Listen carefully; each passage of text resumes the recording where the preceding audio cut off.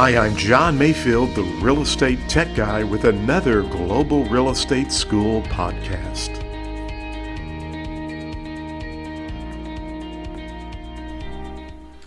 Hey, John Mayfield, the Real Estate Tech Guy. Thank you so much for joining. We're going to do another 5 quick questions that you could very well see on the real estate examination. And listen, be sure and subscribe to our YouTube channel. We'd love for you to do that as well. So I want to get right into the questions. I know your time is very valuable, and I want to try to give you some quick advice on how to pass the examination. Now, these are brand new questions I've just put up, and you can see in this specific question, a home buyer agrees to purchase a property for $250,000, plans to make a 5% down. Oh, we did that last night. I need to go over to question 1. So all the answers are here, and I'm going to click $20,500. Actually, I'm going to go back over here, and I can quickly go down to where we need to be. We did that one. So this is where we're at right here. Okay. So a buyer plans to buy a home priced at $400,000 and intends to put $100,000 down. So you're going to pay $400,000 for the home, and you're going to make $100,000 down payment. What's the loan to value ratio? Now, they love these types of questions. And rather than me going to the board and working through these, I'm just going to, if you want to pause the video, you can do that, work it, and then come back and look at the explanation. But the answer in this case is $75,000. So you can see that. Now, I should have gone into the preview mode, and that is my fault. But this question was $20,500, if I remember correctly, and that is correct. So again, always add that down payment. They love this question here as well, okay? We did number 2 on the previous video as well. Kind of a trick question, because I'll be honest with you, I wanted to first go for $66,000, but you have to read those questions carefully. And so the correct answer is $70,000. If your sales went up 10%, then you would use the 100,000 times 0.10, okay? And not the net income. So remember, sales went up 10%. So you can see the answers there. And again, feel free to pause the video. You can make some notes, work through these. And then also what I would encourage you to do, if you haven't watched these, is pause the video now, try to work this question, okay? After you work it, then hit play, and I'm going to go over the answers with you here. So this specific answer, I believe, was $7,000, but I can't remember exactly. Incorrect. Okay, I'm just going through these very fast. And the reason is $7,000 were the closing costs. 2.5% was the the VA funding fee. Now, a funding fee, if you see this on the exam, 2.5%, or in this case, it was 2% of $250,000. You just take $250,000, multiply it times 0.02, and you get $5,000. That's the funding fee that the veteran's going to pay. The closing cost on a VA loan, the seller could pay that, but in this case, we would add it to the $5,000 funding fee, so it's $12,000. And I knew that, but again, you don't want to go through these too fast. I just am trying to go through them quickly since we did these on a previous video. Now, good question and a study point for you here. Don't forget that on VA loans, the seller can pay the buyer's closing cost. Most instructors, including myself, really talk about that feature a lot, but they don't mention anything in the question here. So we never want to try to read too much into the question. A lot of students might think back into the classroom day or the online day that you covered VA financing, and you're like, well, I think I heard John say that a seller would probably pay the closing cost for the buyer on a VA loan. In fact, I remember him giving an example of that. Well, that's true. It can happen that way. However, don't read too much into the questions because they don't mention that the seller's going to pay the closing cost. So in this case, the buyer's paying it. So you need to bring $12,000 in. So my bad for missing that one. Simple T problem. Remember that a loan origination fees, 1% of the loan amount. Good. Discount points, 1 point equals 1% of the loan amount. Don't forget that. They will try to get you to go for the sales price. We don't want to make that mistake. Now, the other item you need to know here and differentiate is that an origination fee covers what? Covers the paperwork, to do the paperwork. A discount point is prepaid interest. And I always like to remind my students, if you're paying prepaid interest or extra interest or interest in advance, that increases the lender's yield on the loan. In other words, the lender's going to make more money because they've charged you discount points. So simple T problem, 200,000 times 1% gives you $2,000. Again, feel free to pause the video, work the questions, look at the answers, and then keep moving forward. And the fifth one we did last night was a transfer tax. I don't think you will see a question like this on the test unless you are in a state that does transfer taxes, but you could. And if you do, here's how you work it. It's $450. It's the answer. And I'm going to scroll this up so we can take a look at it. The sales price is $300,000. The tax rate's $1.50 per 1,000 of the sales price. And when you convert this, you have 1,000 units, right? So 300,000, it's 1,000 per unit. 300,000 divided by that 1,000 per unit is 300 units. So we have 300 units of $1,000. I hope that makes sense. Go back through it. We're just taking the sales price and multiplying it, and actually dividing it by 1,000 because the tax rate is $1.50 per 1,000. So when we take 300 and we multiply it times $1.50 because the tax rate's $1.50 per 1,000 of the sales price. Come back up here. All right. The transfer tax would be $450. Okay, that's the correct answer. All right, now we're on to some new questions here. And again, feel free to pause the video, try to work this, and then we'll go through it together. The answer, I'm just going to give you 75%. 75%, okay? So let's see how we work that. Well, the purchase price is $400,000. The down payment's $100,000. So the loan amount would be equal to $400,000 minus $100,000 or $300,000. Now, I want to tell you what, we already looked at this one kind of briefly, didn't we, early in our video. They love this question. You will probably see this question on the exam for sure, okay? So you got to make a good note of this. Anytime you start out with the purchase, in this case, the purchase price, and you've paid down on your loan, then what's the difference between the loan amount and the purchase price? It's called your equity, okay? So we're also looking in this case as what's the loan to value ratio?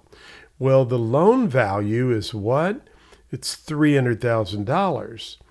But, and there should be a little divide button there, and I apologize about that. So 300,000 my assistant. These are brand new questions. Times. So it's 300,000 divided by 400,000, and that equals 0.75. So I need to make a correction there in my notes again. So my apologies. I don't know why that times 100. So there should be a little divide button right there, okay? But the loan-to-value ratio is 75%, or 0.75 is how you may see it on your calculator. When you move that decimal over 2 places, it's 75%. I should have turned my fan on in my room because I shut the door so we'd have some quietness. Again, I'm going to tell you this answer is $452,000. How did we get that?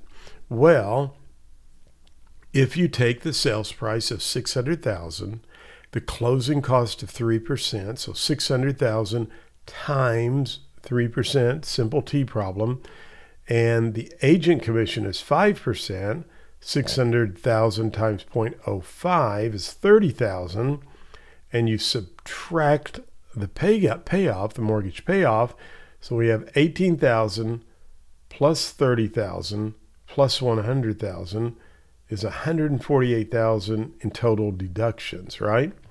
Now, the sales price is 600,000. We had that in the problem. Minus the total deductions of 148,000 gives you 452,000. I'm going to come back and do more math problems, but as we get into this, we're going to get more into the definitions, and so my apologies that I loaded it up on the front end with some challenging math problems, but that's a good time to reflect on the exam. They will probably at times throw you 3, 4, 5 very challenging questions in a row. Now, why they do that, I know why they do that, and it's not right. And I've actually spoken that to the folks when we've had our meetings at the Real Estate Commission, which, by the way, we have one tomorrow, and I'll probably voice it again. But sometimes I think they just want to try to get you rattled. You know, they want to mess you up. And I don't want you to feel that way or think that way, okay? Don't get all rattled about the situation, because they're going to ease up on you after those 4 or 5. So, you know, what I always tell students is skip it, okay? Just skip it. Just look at it and say, that's a tough question. I just don't know the answer. I don't have the bandwidth right now. I'm just getting my stride into the exam. Skip it. You can come back at the end and relook at those. A lot of times, and I hear this all the time, they may answer that question down the road when they give you another question, okay? So skip it, and just remember, you're not going to log out of that exam till you've gone back and looked at those that you've skipped, okay? But I wouldn't sit there too long and stall on a question, because that's just going to mess you up mentally and kind of wear down your preparation for the test. So don't worry, chances are they may answer that down the road. All right, what is one of the main tax advantages of placing real estate in a trust? And the answer on this specific one, and they will normally give you a couple of really close distractors, but you normally put your real estate in a trust to avoid probate taxes. So here we go. The property can be transferred directly to beneficiaries without probate court fees. And in some states, this also helps reduce or eliminate probate taxes or other transfer taxes tied to probate. It often allows for quicker transfer of ownership while maintaining privacy of estate details. nobody needs to know, or the trust does not have to be filed publicly. So these are all good points that they could bring into another type of question about probate taxes or putting your property into a trust. Now, I give you a kind of a disclaimer there. Depending on the type of trust, there may be estate tax planning benefits. For example, irrevocable trusts can help remove the property from the taxable estate, potentially lowering federal or state tax liability. I don't think you will see that on the test, but maybe that'll help clear up the idea of why people put properties in a trust. So you want to look at that question again. The main tax advantages of placing real estate in a trust: you just avoid the avoidance of probate taxes, okay? And number 9, a parcel of land measures 120 feet in width, 150 feet in depth. If the land is valued at $10 per square foot, what's the property tax rate? And this is just simply multiplying 120 by 150 to get the total square footage in that parcel of land. And then you multiply it times $10. And when you do that, you should get 180,000. So again, always take width times length to get your total square footage. And in this case, it's just a simple, well, if it's selling for $10 a square foot, what did it sell for? Now they could ask the same question and say, if the broker received a 6% commission on this transaction, what was the commission amount? So you just, another step you'd have to layer in there. And then finally, which type of property right gives the owner the legal authority to access and remove minerals or other resources located beneath the land's surface? Well, those are called mineral rights. I've been doing pre-licensed real estate school, and pause the video and kind of remind yourself what air rights are and water rights and so forth. So I'm going to come back on to the main screen here and just kind of visit with you for a second. But I kind of wanted to mention that, you know, when I first started my pre-licensed real estate school, actually going back, I started my school in 1987. And I kind of did that because people had to drive to St. Louis to get their real estate license. It was really an eye-opener for me, because they say if you want to learn something, prepare to teach it. And man, every day when I had to go in and teach at night, I worked all day, and I was teaching at the Lamplight Inn in Bonne Terre, Missouri. Jan Vivskoff was so kind and gracious to rent me their little room there where it was closed at night. They were open at lunch, and so we would go in there, and that's where I would teach my class, and had 10 or 15 people, but I still wanted to be really prepared and good. So I learned about real estate in such a whole different fashion. And people will say you will go to school and you'll never learn this information after you get out. You'll never use it after you get out and get your license. And I say that's hogwash. I use it all the time. And here's what I'm going to tell you. People want to do business with people who are knowledgeable and know the material. And so you got to just figure out, how do I explain this kind of information to a client so that they will, first of all, it gives me credibility. It makes them look at me as the thought leader in the community for real estate, and it builds trust. And so that's how I built my real estate business. But in 1998, I've always been fascinated with computers and love to teach and show tech. I've got a big technology presentation coming up for Miami Realtors at their global conference, and I'm so excited because it's all about AI, and AI meets global, and how you can market with artificial intelligence. But I want to tell you, in 1998, I actually put my CE courses online, and they did very well. Had some challenges and things that happened in '01. My father passed away, and it was very challenging for my mom. And so, I'm kind of taking care of my mom, and I'm running a couple offices, and I just let the school, the online portion, I didn't renew it. I should have done that. I look back now, one of the schools that there were only two of us, and one of them went nationwide. And so that's what I'm trying to do now. So tell others about Global Real Estate School. But I always had a passion. So in 2017, I came back around to put my courses online. And I don't know how I was chasing that rabbit, only to say that these are new questions. I'm always working on my course. We have new digital flashcards. I have new questions that you can take a look at.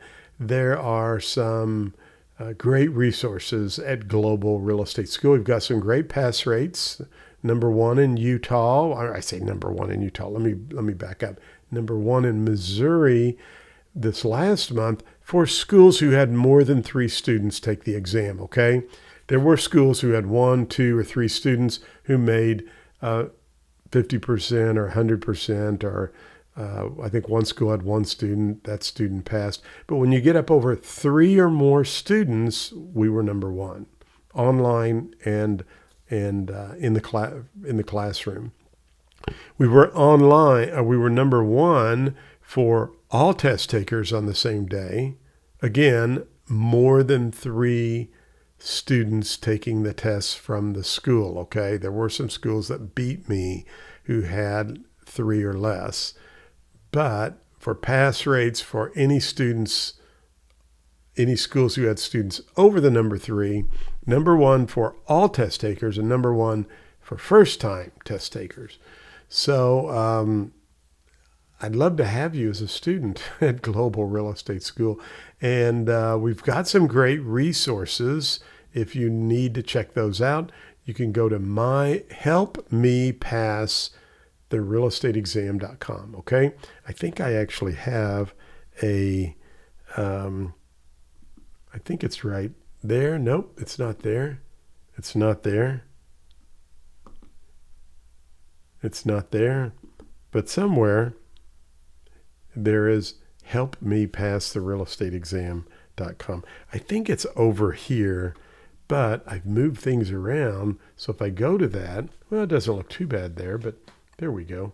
Free exam questions, helpmepasstherealestateexam.com if you're still watching. And I will subscribe to our channel if you haven't done so. We'll keep going through this test bank. I'm going to go make some corrections and try to do a better job proofing before we go through the next batch. I am thinking about this week doing a full exam prep. I'm going to go through the entire national exam.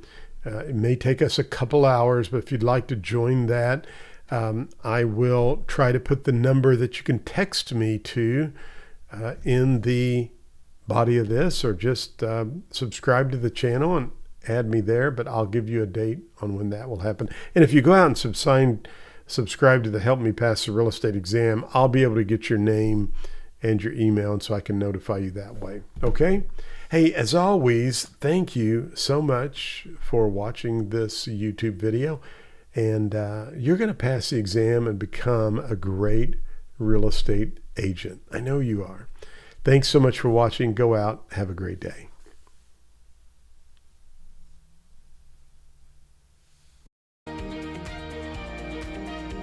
Thank you for listening to the podcast for Global Real Estate School.